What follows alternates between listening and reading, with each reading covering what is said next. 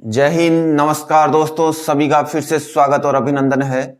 आप सभी ने हमारे पिछले वीडियो को जो सपोर्ट किया उसके लिए तहे दिल से स्वागत, आपका सभी का धन्यवाद है। और आज के इस सेशन में आपकी शुरुआत करता हूं दो लाइनों के साथ। सामने हो मंजिल तो रास्ता ना मोड़ना, सामने हो मंजिल रास्ता ना मोड़ना, जो भी मन में हो वो सपना ना तोड़ना, जो भी मन में हो वो सपना ना तोड़ना। कदम कदम पर मिलेगी आपको मुश्किलें, कदम कदम पर मिलेगी मुश्किलें आपको, बस सितारे चुनने के लिए कभी जमीन को मत छोड़ना, बस सितारे चुनने के लिए कभी जमीन को मत छोड़ना। तो आइए शुरुआत करते हैं आज के इस सेशन की। और आज हम पढ़ेंगे आमेर रियासत। आज क्या पढ़ेंगे? आमेर रियासत। तो आमेर रियासत जो राजपूत काल था, उसी राजपूत काल की कड़ी को आगे करते हुए पिछली सेशन में हमने पढ़ा था कि राजपूतों की उत्पत्ति कैसे हुई थी।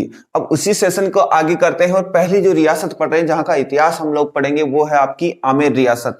और आमेर रियासत है, इसकी चर्चा करते हैं। तो इसके लिए आपको क्या है, बिल्कुल बेसिक से लेके हाई लेवल तक का, जो कह सकते हैं कि डीप जितना हो सकता है उतना मैं जाने की कोशिश करूंगा, ताकि कोई भी आपका सवाल है, जो नया सवाल आने वाला होता है इतिहास के, जो पुराने सवाल है, जो घिसे पिटे सवाल है, वो तो हर बार आते जाते रहते हैं, लेकिन जो नए सवाल होते हैं, जो मेरिट तय करते हैं, उन सवालों के ऊपर हम चर्चा करेंगे और नए सवालों की चर्चा करेंगे। तो सीधी सी बात है, आमेर रियासत पढ़ेंगे अभी। और आमेर रियासत में कौन सा राजवंश है, इसके लिए आप वीडियो कंटिन्यू अंत तक देखें। तो आमेर रियासत है। इस आमेर रियासत की अगर मैं बात करूं तो आमेर रियासत में जो राजवंश था, उस राजवंश का नाम आता है कछवाहा राजवंश। कछवाहा राजवंश आता है। और ये जो कछवाहा राजवंश है, इस कछवाहा राजवंश के बारे में आज हम पढ़ेंगे।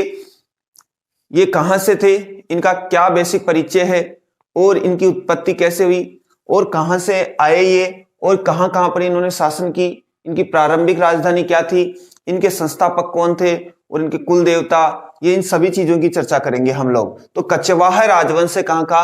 आमेर रियासत का। अब सबसे पहले तो बात करते हैं कि आए कहां से हैं, कछवाहा कहां के आए हुए हैं, कहां से के रहने वाले हैं। तो आप सभी को पता है कि श्री दशरथ पुत्र श्री रामचंद्र थे। दशरथ पुत्र कौन थे? श्री रामचंद्र। और श्री रामचंद्र के दो पुत्र थे, एक का नाम था लव और दूसरे का नाम था कुश।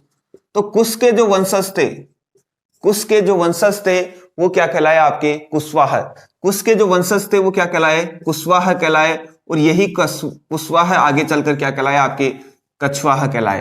कहा जाता है कुशवा ही क्या है? आपके कछवा है।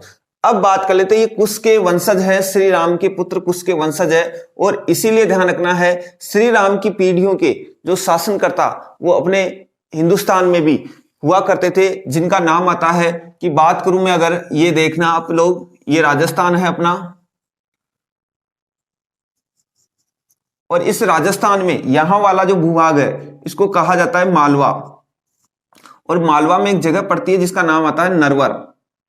मालवा है और मालवा में एक जगह पड़ती है जिसका नाम आता है नरवर। नरवर जिसका वर्तमान नाम है ग्वालियर। मालवा मध्य प्रदेश में पड़ता है, ये मध्य प्रदेश वर्तमान में। मालवा उस समय कहा जाता था, प्राचीन जनपद हुआ करता था ये, ध्यान देना है, मालवा की बात कर रहे हैं। यहां पर एक राजा हुआ करते थे जो श्री राम के वंशजों में माने जाते हैं।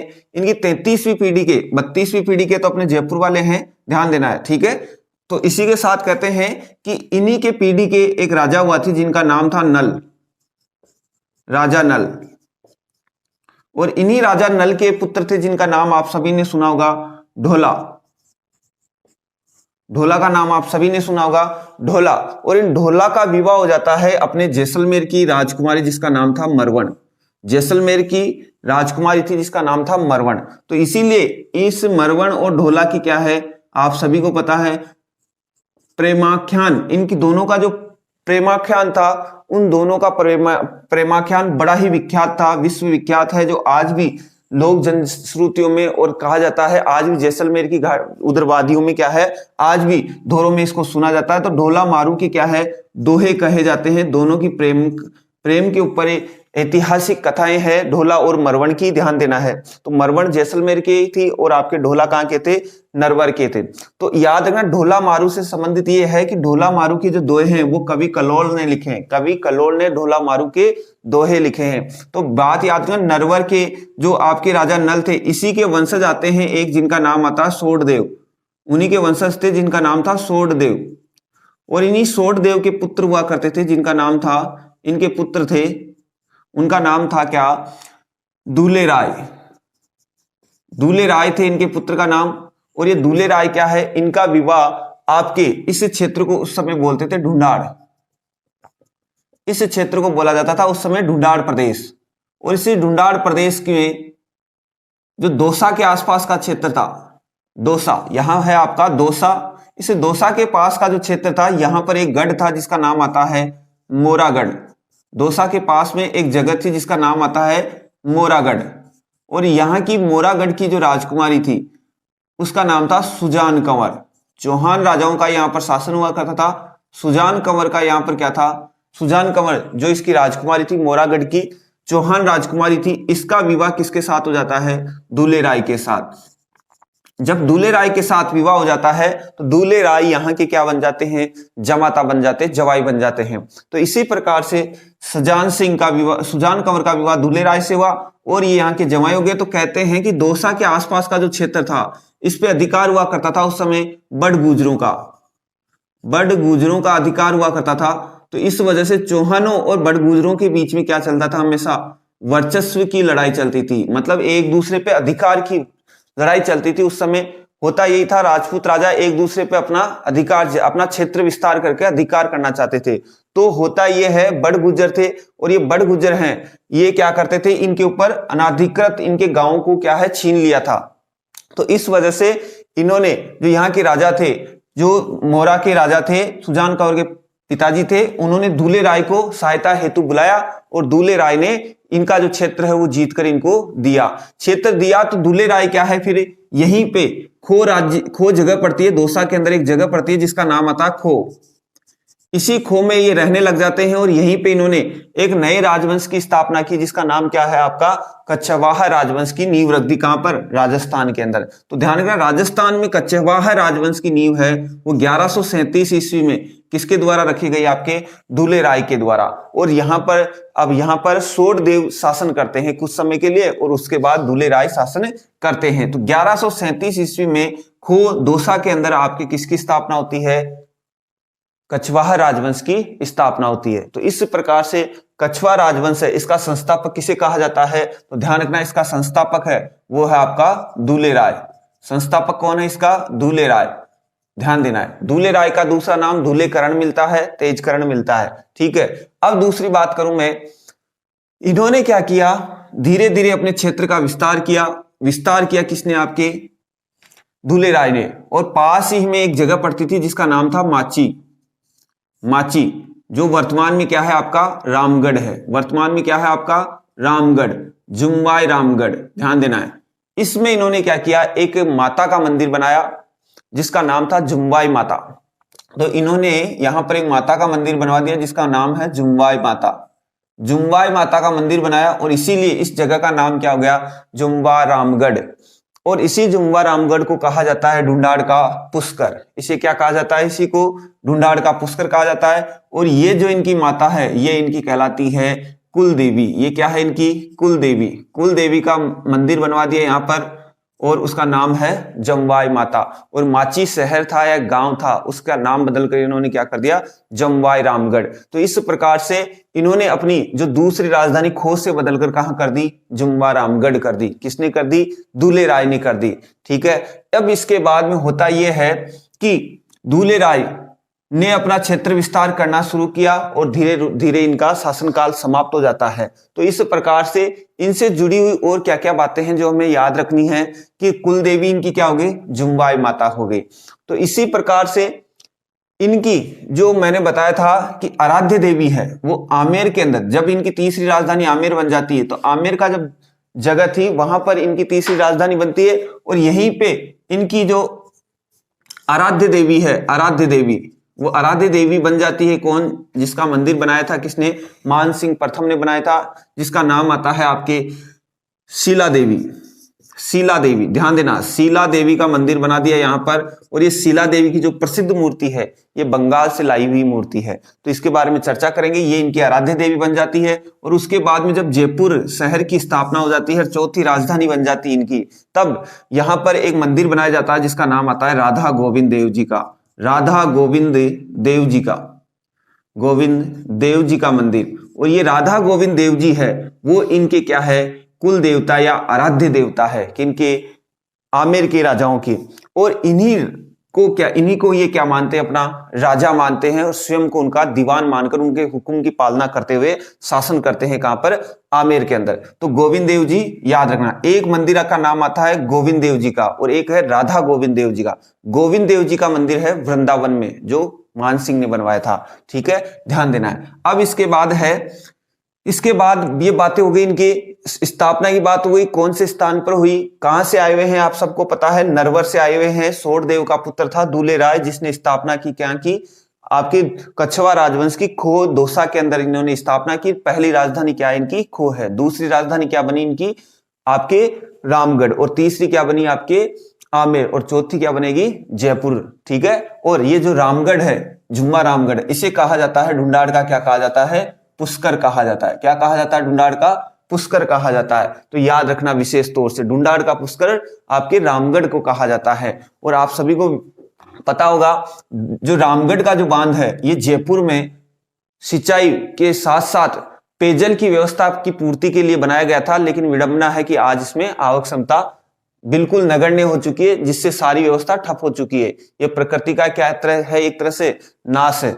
अब देखते हैं इसके बाद में आगे इनका जो ये वंश है, कछवा है वंश है, ये कैसा क्षत्रिय वंश है, किस शाखा का है? तो ध्यान रखना है ये क्षत्रिय शाखा है इनकी। वो है कौन सी? आपकी सूर्यवंशी। मैंने आपको बताया होगा सूर्यवंशी है कौन, तो ध्यान रखना है राजा जो मनु ये थे उनमें से ही उनकी जो संतानें हैं वो क्या कहलाती है? सूर्यवंशी कहलाती है, जो सूर्य पुत्र थे राजा मनु। तो ध्यान रखना ये भी क्या है? आपके सूर्यवंशी है। और आप सभी को पता है श्री राम थे, श्री रामचंद्र थे, अयोध्या पर शासन करते थे, वो भी क्या है? एक आपके सूर्यवंशी राजा हुआ करते थे। और इन्हीं के पुत्र कौन थे? कुश के पुत्र आपके वंशज कौन है? आपके कछवा है। तो इस सूर्यवंशी शाखा के ये क्षत्रिय राजा हुआ करते थे। अब इन्हीं के बाद बात कर लेते हैं कि जो इनकी ध्वजा है, जो कह सकते हैं राज्य चिन्ह है, वो कैसा है इनका राज्य चिन्ह? वो राज्य चिन्ह है सफेद रंग की ध्वजा है। राज्य चिन्ह कैसा है? पंचरंगी सफेद ध्वजा। ध्यान रखना, सफेद रंग की, पंचरंगी है और सफेद रंग की है। ध्यान रखना, वैसे सफेद हुआ करती, ज्यादा इसमें सफेद है, ध्यान देना है। तो राज्य चिन्ह है ये आपका इनका। दूसरी बात में बात करूं तो इनका धैर्य वाक्य, जो राज्य वाक्य हो सकता है, राज्य वाक्य वो है इनका यतो धर्मस्य स्तुते जय। ये इनका क्या है? राज्य वाक्य है, जिसका अर्थ होता है जो धर्म की रक्षा करता है वही क्या है? उसी की क्या होती है? जय जयकार होती है। तो इस प्रकार से ये इनके बारे में बेसिक जानकारी है किनकी? आमेर के कछवा राजाओं की। अब इनके बाद में हम बातें करेंगे आगे की, जो क्या है? दूल्हे राय के बारे में। इसके बाद में आमेर रियासत कैसे राजधानी बनी, तो इनके बारे में भी चर्चा करेंगे। तो आपको इसके क्या है? नोट्स बना लेने, हेडिंग डाल लेना आमेर रियासत, और उसके बाद में वंश का नाम लिख देना कछवा राजवंश। कछवा राजवंश का जो संस्थापक है वो कौन है? दूल्हे राय। वो किसका पुत्र है? आपके सोरदेव का पुत्र है। रहने वाले कहां के थे? मूल निवासी नरवर ग्वालियर के रहने वाले थे। इन्होंने मोरागढ़ की राजकुमारी सुजान कंवर से विवाह किया और यहां पर बड़ गुजरों को हराकर खो दोसा के अंदर अपने राज्य की स्थापना की। और 1137 में इन्होंने कछवा वंश की नींव रखी, इसलिए इनको संस्थापक कहा जाता है। फिर बाद में माची को जीतकर इन्होंने इसे अपनी दूसरी राजधानी बनाई और यहां पर जमुआ माता का मंदिर बनाया और इसीलिए इसका नाम क्या पड़ गया? जमुआ रामगढ़ पड़ गया। इसके बाद में कहते हैं कि इनके आराध्य देवी कौन है? शीला देवी। और आराध्य देवता या इनके कुल देवता कौन है? राधा गोविंद देव जी है, जिनका प्रसिद्ध मंदिर जयपुर में बना हुआ है। अब इसी के बाद इनको ये अपना क्या मानते हैं? राजा, और स्वयं को क्या मानते हैं? उनका दीवान मानते हैं।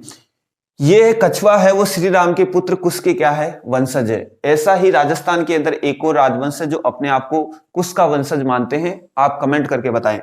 इसके बाद इनकी जो क्षत्रिय शाखा है वो कौन सी है, सूर्यवंशी है, जो मैंने आपको 4 शाखाएं बताई थी। और इसी के बाद में राजचिन्ह इनका कैसा है, पचरंगी है। और राज्य वाक्य क्या है, यतो धर्मस्य स्तुते जय। तो इसको याद रखना है आप लोगों को।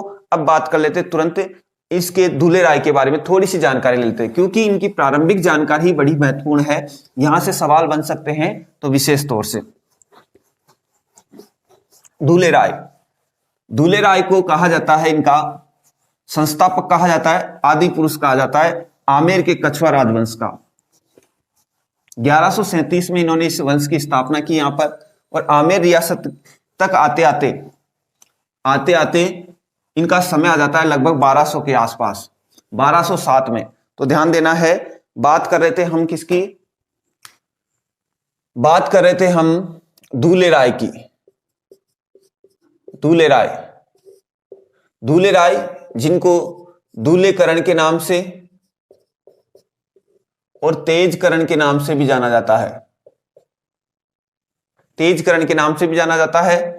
ये पुत्र थे किसके, सोढ़देव के। सोढ़देव के पुत्र थे। और सोढ़देव कहां के रहने वाले थे, नरवर जो वर्तमान का ग्वालियर है आपका, ग्वालियर जो मध्य प्रदेश या मालवा में पड़ता है, यहां के मूल निवासी थे। आप सभी से सवाल है, ग्वालियर का जो किला है उसका निर्माण किस शासक के द्वारा करवाया गया था।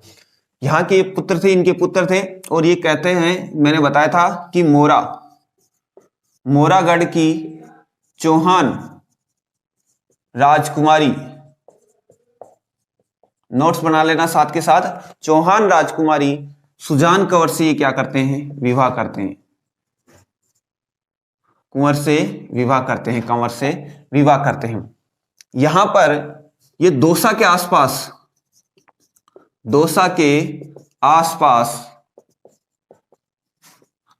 आसपास सर्वाधिक मीणाओं का व बड़ गुजरों का क्या था, अधिकार था। इस वजह से कहते हैं कि इन बड़ गुजरों के और चौहानों के बीच में वर्चस्व की लड़ाई चली थी। इस वर्चस्व की लड़ाई को पार कर लिया किसने, दूल्हे राय की सहायता से चौहान राजाओं ने। तो कहते हैं कि खो, जो वर्तमान में दौसा में पड़ता है, यहां पर दूल्हे राय ने क्या कर दी, कछवाह राजवंश की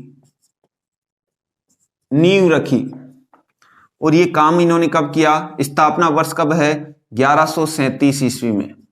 स्थापना वर्ष क्या है, 1137 ईस्वी में इन्होंने स्थापना की। और इनकी जो प्रारंभिक राजधानी है, पहली जो प्रथम राजधानी है, तो एक बार मैं इनका क्रम लिख देता हूं। प्रारंभिक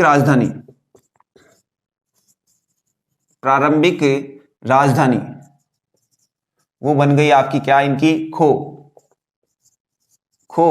दौसा में। फिर इनके बाद में इसकी दूसरी जो राजधानी कहते हैं कि आपके दूल्हे राय ने अपने साम्राज्य का विस्तार किया और दूसरी राजधानी बना दी आपके रामगढ़ को।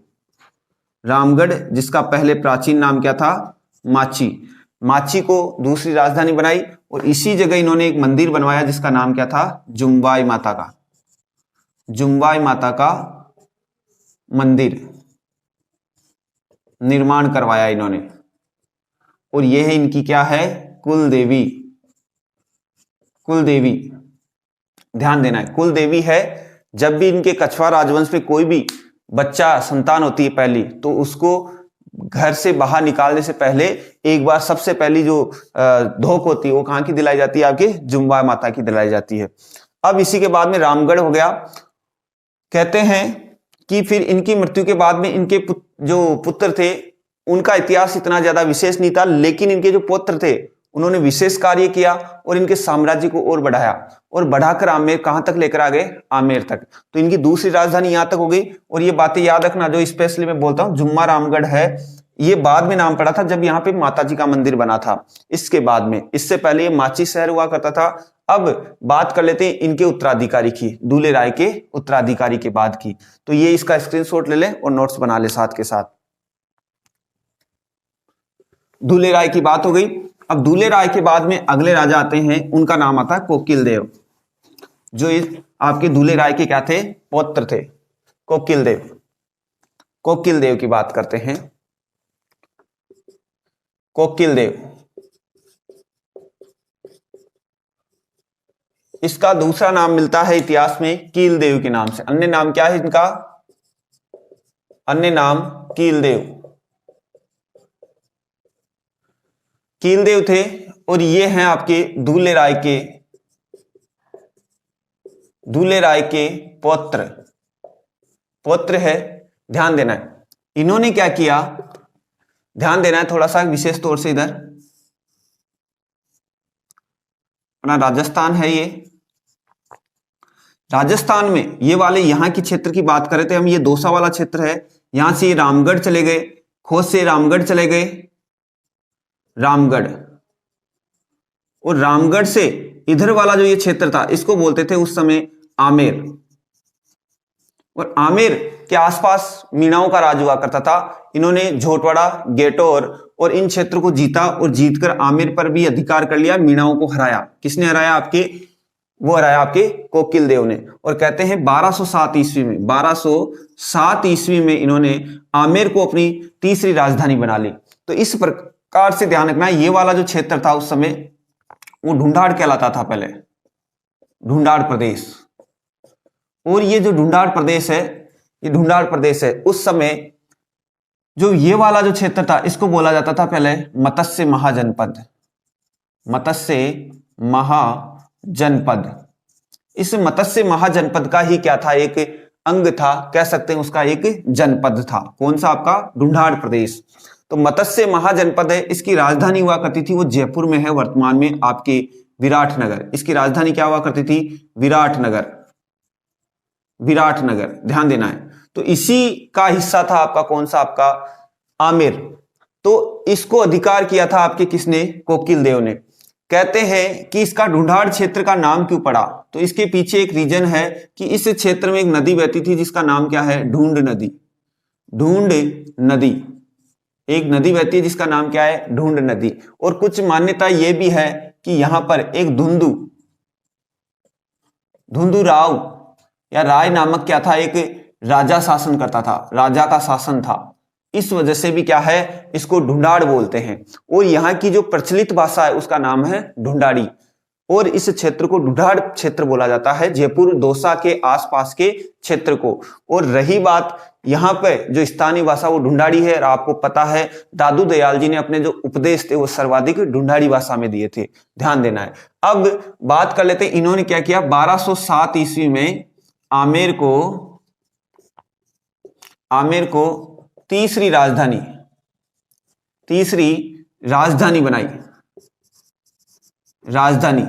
बनाई, ध्यान रखना, बनाई।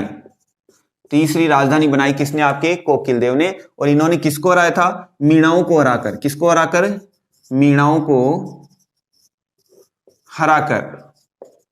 हराकर बनाया था, ध्यान देना है, ठीक है। तीसरी राजधानी बन गई। और ये यहां से लेकर जब तक जयपुर शहर की स्थापना नहीं हो जाती तब तक ये राजधानी रहती है। तो आमेर जो रियासत है, ये जयपुर की रियासत कब से कब तक रहेगी, ध्यान रखना है। जब आमेर के बाद में जयपुर की स्थापना होती है, किसकी स्थापना होती है, जयपुर शहर की। 1729 ईस्वी में जाकर ये राजधानी बनती है, कौन सी, आपकी जयपुर। तो ध्यान रखना है 1207 ईस्वी से लेकर 1729 तक आपकी राजधानी कौन रहता है, आपका आमेर।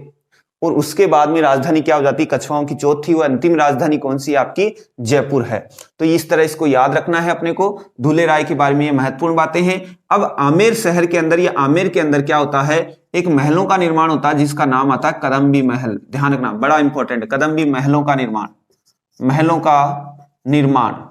और इनका निर्माण इसी के शासनकाल में होता है 1237 ईस्वी में।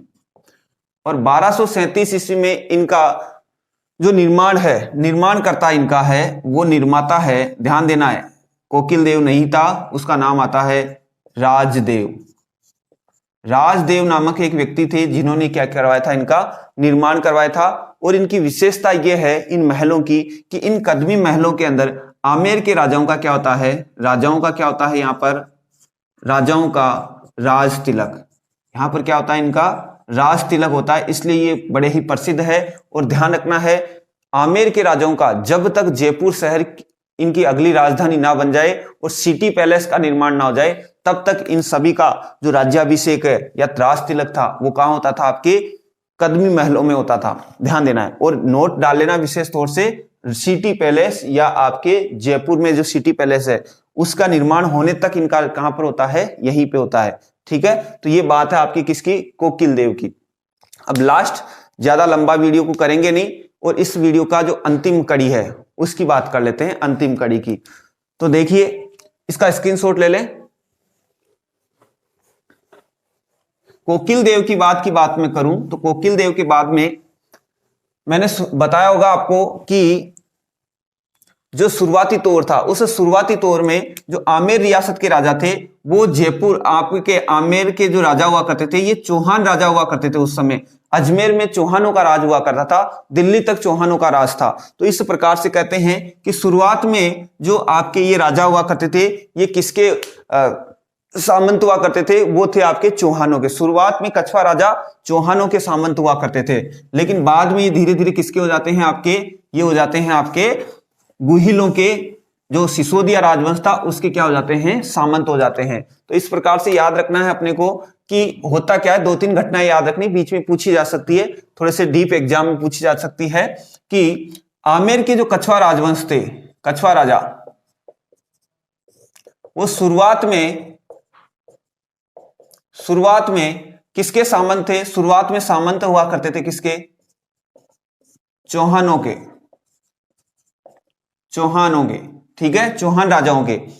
अब बात यह आती है कि एक बड़े ही ऐतिहासिक राजा था पृथ्वीराज तृतीय। तो उनके शासनकाल के समय में कौन सा कछवा राजा है जो इनका सहयोग करता है? तो याद रखना, उसका नाम आता है पंचम देव।